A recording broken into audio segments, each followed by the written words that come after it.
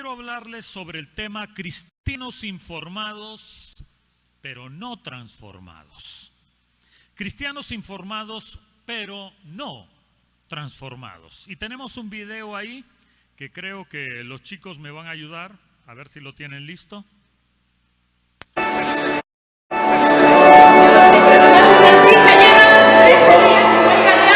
Se suspende la misa, se suspende. Denunciamos la cárcel de la Machi Francisca Linconao. Ustedes, religiosas, cristianas, apoyen, informen, difundan. Hay una mujer que está siendo asesinada por el Estado. La iglesia, no me toquen, no me toquen. No está haciendo nada. La Machi Francisca Linconao lleva 13 días. La Machi Francisca Linconao lleva 13 días en huelga de hambre. Les pedimos a todos y a todas que por favor tomen conciencia de lo que está pasando en la Araucanía. El Estado está matando a una mujer en huelga de hambre. Por favor, tomen conciencia, lean las noticias. Estamos pacíficamente interviniendo. No se asusten, no se asusten, vamos a salir. Quien nos ha empujado es el guardia. Pacíficamente nos retiraremos y confiamos en que ustedes sabrán difundir que la Machi Francisca Linconao está encarcelada y se está muriendo. ¿Por qué inocente? La Machi Francisca Linconao es inocente. Y mientras el Estado libera a los asesinos y torturadores del caso de Goyao, y mientras el Estado libera a Compañón y a todos los corruptos de este país, tienen prisionera a una abuela, a una mamá que lleva 13 días en huelga de hambre. ¡Vale, Chihuahua! ¡Liberar! ¡Liberar a la Machi por luchar! En Chile se tomaron la Catedral de Santiago para pedirle a la iglesia, imagínense, qué interesante, pedirle a la iglesia que tenga conciencia. No debería de ser al revés. No debería de ser al revés. La iglesia pedirle al mundo que tenga conciencia. No, un grupo de mujeres indígenas, mapuches, vienen y entran a la catedral, a la misa, ponen su manta en favor de una mujer indígena que está presa por defender los ríos, por la montaña, que está presa por pedir que no se destruya la fauna y la flora. Y estas mujeres entran a pedirle a la iglesia que haga conciencia, que tenga conciencia. Dice uno, este mundo está al revés completamente. Mis hermanos, si la iglesia no se toma las calles se van a tomar la iglesia. Las calles se tendrán que tomar la iglesia. Y tendrán que hacer cosas similares a esas. Y en las iglesias que somos muy santos, muy limpios, muy puros, tendremos que aguantar la vergüenza que nos digan que tengamos conciencia. Que tengamos conciencia. Frente a tantos muertos, frente a tantos desaparecidos, frente a tantos secuestrados, hoy las iglesias están desfilando en este momento, algunas otras en la tarde, y si abren ustedes cualquiera de los periódicos, un asesinado por esto, un secuestrado por lo otro, un etcétera, etcétera, etcétera. Pero los cristianos no nos damos cuenta de eso, no nos damos cuenta, pero celebramos el Día de la Biblia. ¿Qué saben ustedes del Día de la Biblia? ¿Qué sabemos nosotros del Día de la Biblia? Aparte de que alguna vez hemos ido a algún desfile del Día de la Biblia. ¿Qué sabemos? Honduras es el único país en el mundo, que tiene un decreto para dedicar un día como día que se celebra a la Biblia. Es el Día Nacional que desde 1987, según el decreto legislativo 157-87, se decidió celebrar septiembre como Día de la Biblia. Esta celebración se puso en firme a partir de 1988. La moción fue presentada por un congresista, pastor bautista Glenn Solomon. ¿Lo recuerdas, Rosa? Rosa lo conoció allá en Islas de la Bahía. Diputado por el departamento de Islas de la Bahía. El decreto en sí del Congreso Nacional dice lo siguiente: considerando que el pueblo hondureño, al igual que los pueblos de Latinoamérica, desde su descubrimiento, comencemos por América no fue descubierta, América fue invadida, lapidada, robada. ¿Qué va a descubrir usted? ¿Me voy a ir yo hoy a los Estados Unidos como migrante y voy a decir que descubro Estados Unidos? Y ahora Estados Unidos es mío. Está loco, van a decir. Bueno, lo mismo hicieron. Aquí había cultura, aquí había conocimiento, aquí había ciencia, aquí había medicina. Pero dijeron no, hay que descubrirlos. Dice este artículo, entonces, que desde su descubrimiento el pueblo hondureño, al igual que los demás pueblos latinoamericanos, han usado las Sagradas Escrituras como el instrumento que le ha ayudado a arraigar más su creencia en Dios. Si usted estudia un poquito la historia y se desprende de su religiosidad, entenderá que la Biblia, cuando llegó a estos territorios, llegó a someter ideológicamente y religiosamente.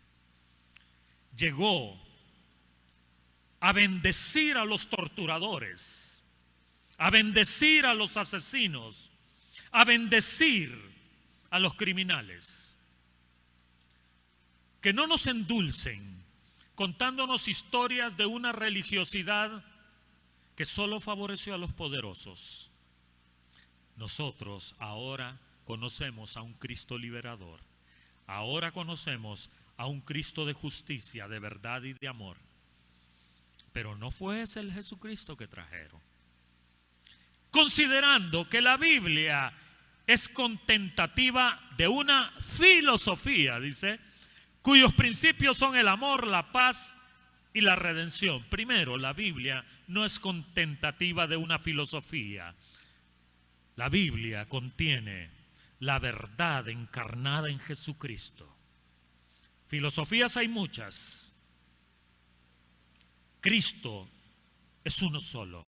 Y dice el amor, la paz y la redención. Les faltó agregar la justicia.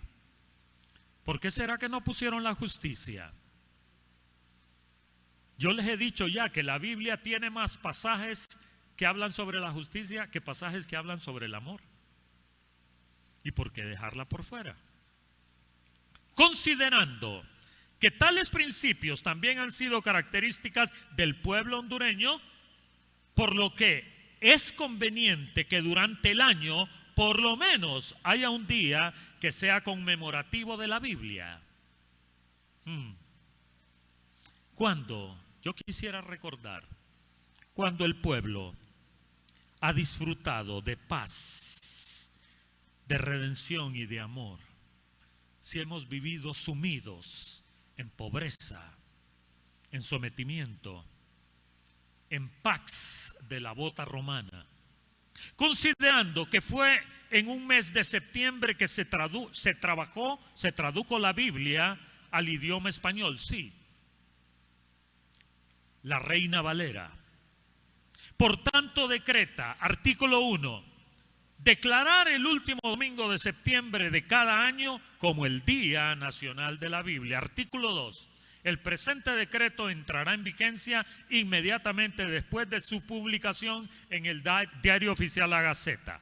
Dado en la ciudad de Tegucigalpa, municipio del Distrito Central, en el Salón de Sesiones del Congreso Nacional, a los 28 días del mes de septiembre de 1987. Tegucigalpa, Distrito Central, 2 de octubre de 1987.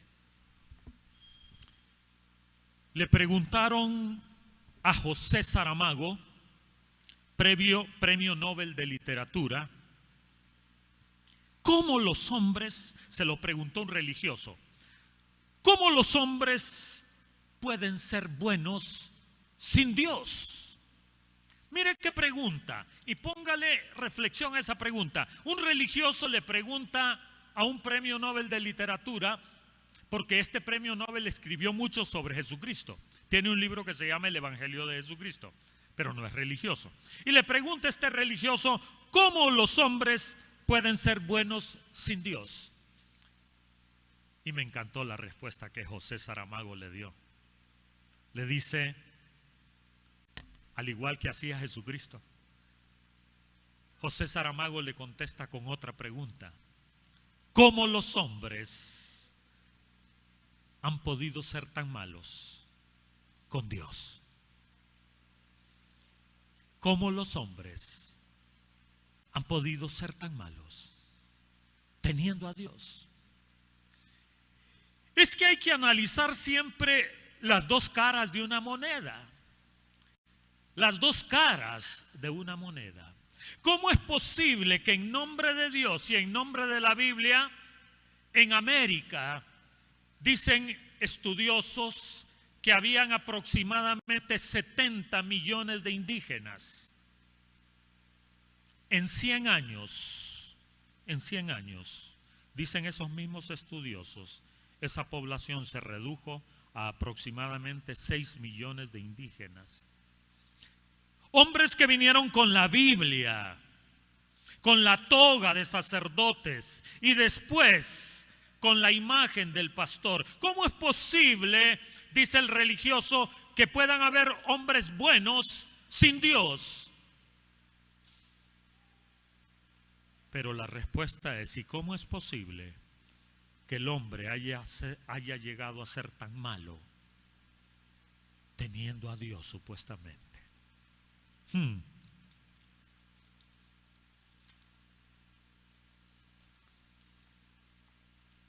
En 2 de Timoteo 3, 16 y 17. 2 de Timoteo 3, 16 y 17, un pasaje que ustedes conocen muy bien.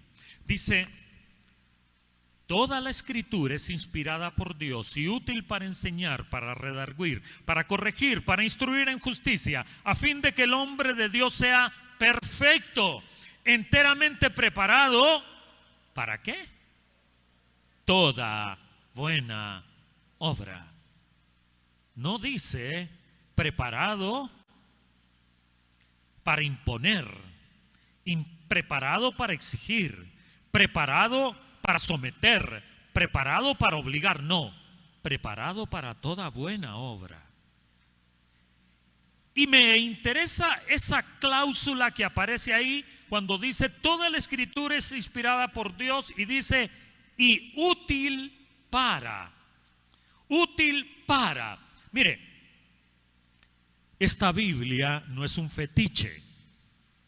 Esta Biblia como objeto no tiene ningún poder. Esta Biblia como objeto no es mejor que cualquier otro libro. Es el espíritu que está en ella lo que tiene poder.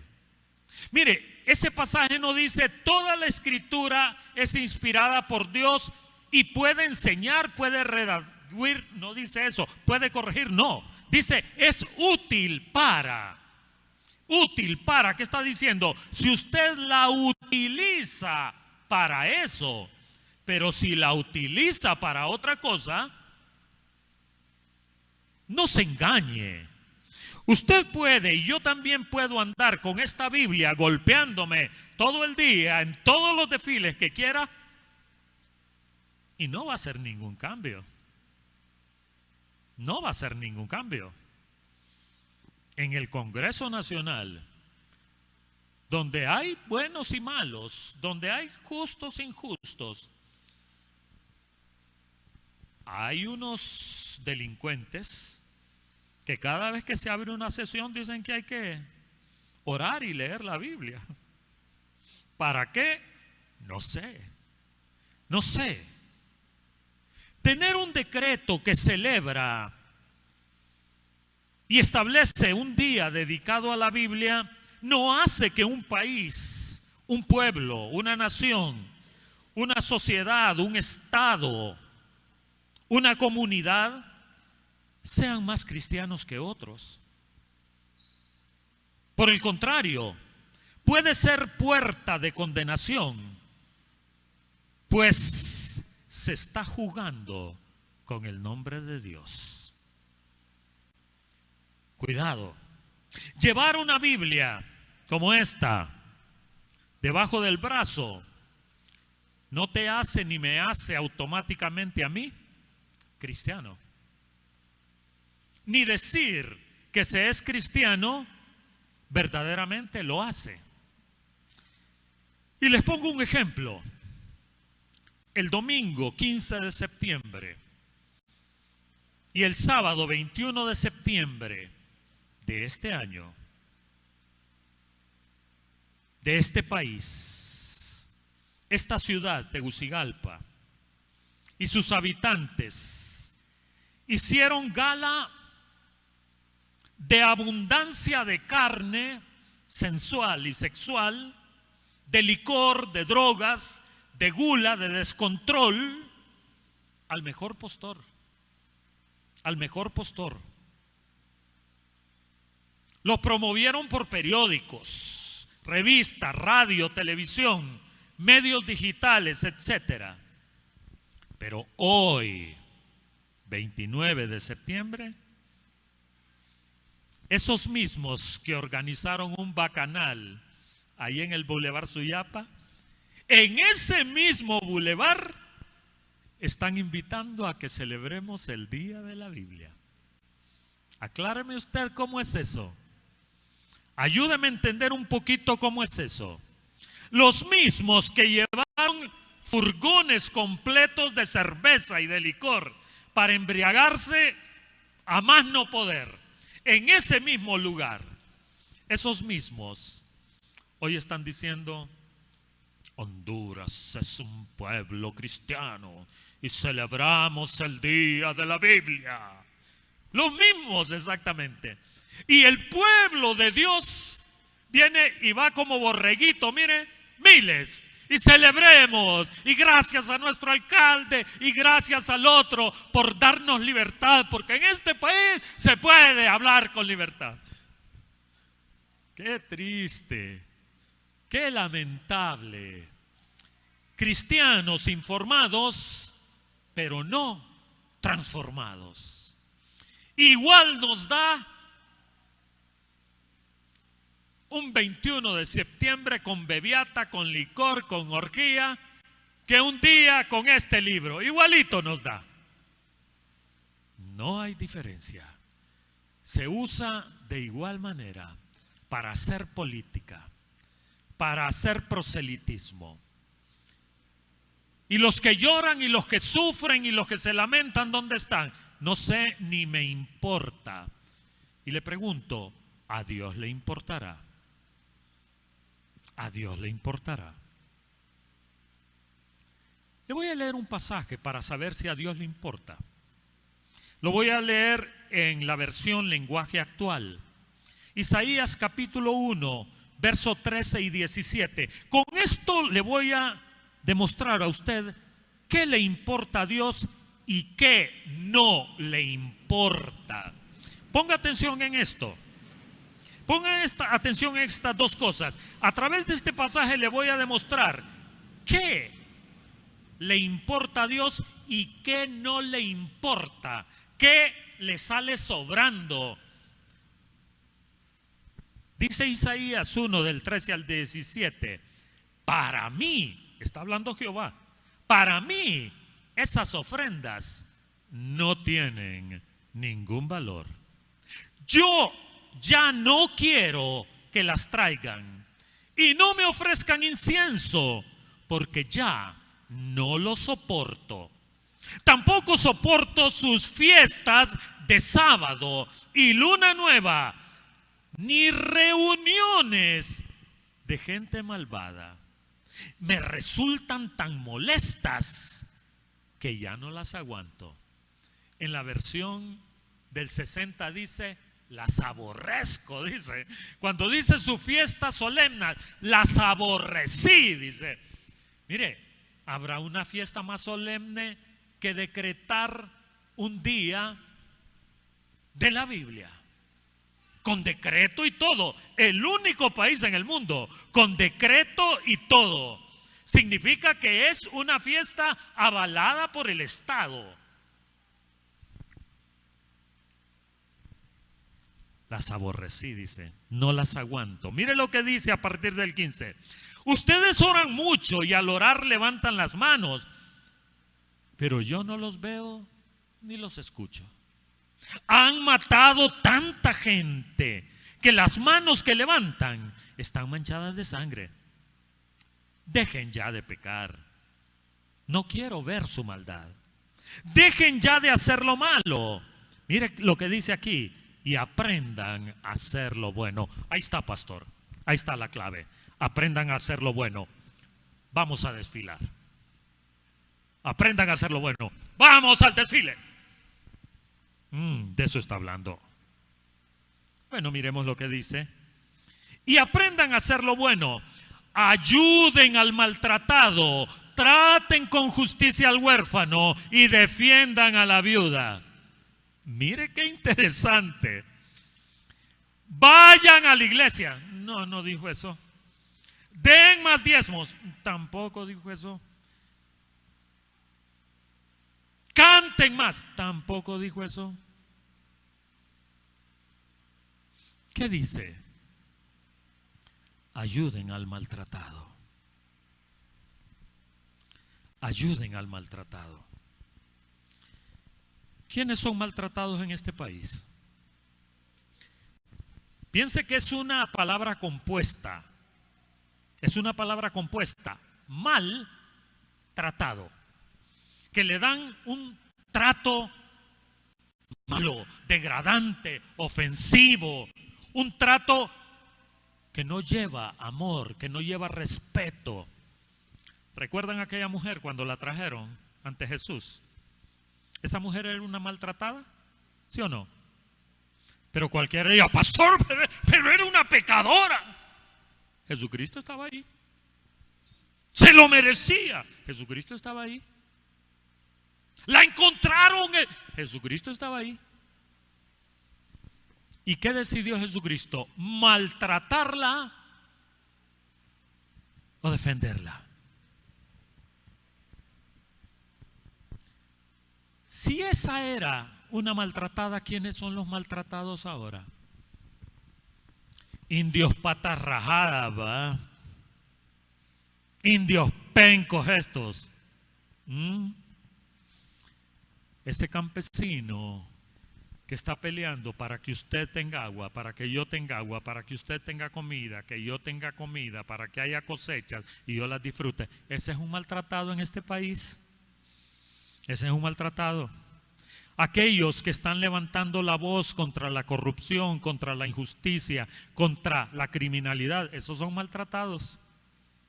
Más de un año tuvieron en una cárcel para criminales de máxima seguridad a 2 jóvenes hondureños solo porque andaban en una protesta. Pero a don Elvin Santos, que se metió a la bolsa 99 millones de lempiras pero dijo que no sabía de dónde venían, los juzgados lo sacaron libre y dijeron: no hay ninguna prueba. No hay ninguna prueba. Si él dijo que tomó 99 millones que le llegaron a su cuenta, pero que él no sabía de dónde eran, pero está libre, porque él no es un maltratado. Dice: los maltratados traten con justicia al huérfano. ¿Quién es un huérfano? Y no estás hablando solo del que no tiene papá y mamá biológicamente. Huérfano de justicia, huérfano de amor, huérfano de acompañamiento. Mire, qué duro es ver que la iglesia solo quiere acompañar a los buenos. A los malos nunca los quiere acompañar, ¿cierto?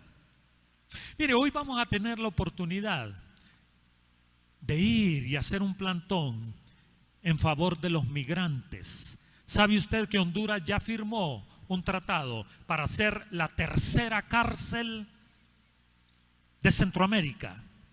Tercera cárcel, para que cuando vengan migrantes aquí no los dejemos salir y tengan que estar aquí. Tercera cárcel. ¿Estaremos dispuestos a acompañar a esas personas que tanta necesidad tienen? ¿O nos vamos a ser indiferentes y vamos a decir: voy a orar por él? Mire, pastor, yo desde aquí voy a orar por él. Y defiendan a la viuda. ¿Quién sería hoy la viuda? Aquella que no tiene nada, aquella que no tiene quien la apoye, aquella que no tiene quien la defienda. Esa es la viuda. No precisamente que se le murió el esposo, sino que está desprotegida. ¿Cuántas mujeres en esta Honduras están desprotegidas? Doña Yulisa Villanueva, jefa de medicina forense, después de haber hecho un análisis científico con pruebas científicas, dijo que la jefa de la ATIC en la zona occidental, es verdad, Copán, fue asesinada. Inmediatamente la sacaron del puesto. Inmediatamente la empezaron a amenazar. Pruebas científicas de que fue estrangulada y que después le fue disparado en su cabeza, creo que fue. Y las pruebas dicen: fue un asesinato. El fiscal reunió a los medios de comunicación y les dijo: fue un suicidio. Díganle a todo mundo que fue un suicidio. ¿Y esto qué pasa? ¿Cómo es eso? Iglesia, ¿entiendes eso o no lo entiendes?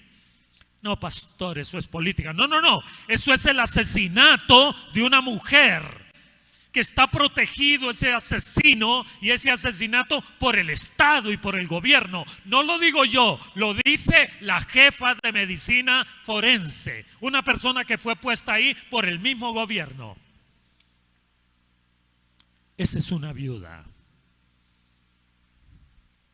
desprotegida. Yo quiero leerle, para ir terminando, unas frases sobre la Biblia y se las voy a dejar para que usted las medite. Número 1, dice o decía Corrie ten Boom, que algunos de ustedes han leído algo sobre la biografía de ella. No te preocupes por lo que no entiendes de la Biblia. Preocúpate por aquello que entiendes y no lo aplicas en tu vida. ¿Cuánto entendemos y nos hemos hecho los indiferentes? ¿De cuánto nos han predicado y nos hemos hecho los indiferentes? ¿De cuánto Dios ha estado tocando nuestra puerta y nos seguimos haciendo los indiferentes. Número 2, si algo de la Biblia no me gusta, el problema no está en ella. El problema está en mí. 3, deseas que Dios te hable mucho, mucho, mucho. Abre tu Biblia y léela mucho, mucho, mucho. 4, es más fácil y mucho menos doloroso criticar la Biblia que permitir que la Biblia te critique a ti. Es mucho más fácil criticar la Biblia que permitir que la Biblia me critique a mí. 5, la Biblia es la única ventana en este mundo por medio de la cual podemos ver la eternidad. 6,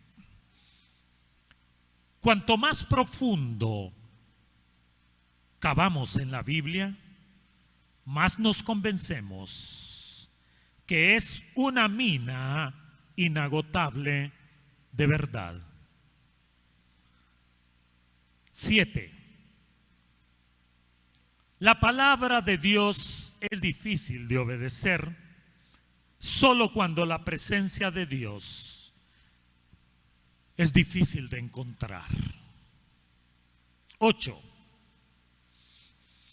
el vigor de nuestra vida espiritual será en exacta proporción al lugar que la Biblia ocupa en nuestra vida.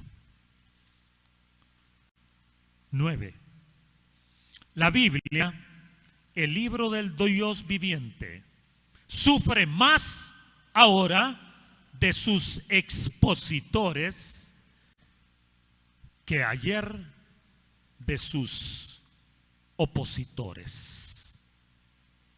Mire qué interesante. La Biblia sufre más ahora de sus expositores que ayer de sus opositores. Miraba un video de Guillermo Maldonado, ustedes lo vieron tal vez, quejándose, que dice que está enojado con Dios, muy enojado, porque Dios no lo ha hecho millonario. Dice, ¿por qué un hombre que golpea la pelota con los pies es millonario? Y yo que le sirvo a Dios, yo que me desvelo por Dios, no soy millonario. Estoy enojado con Dios. Esos son los nuevos expositores de la Biblia, los que arrastran miles y miles de personas, los que escriben libros y los que convencen a la gente, fíjese. Triste, ¿verdad?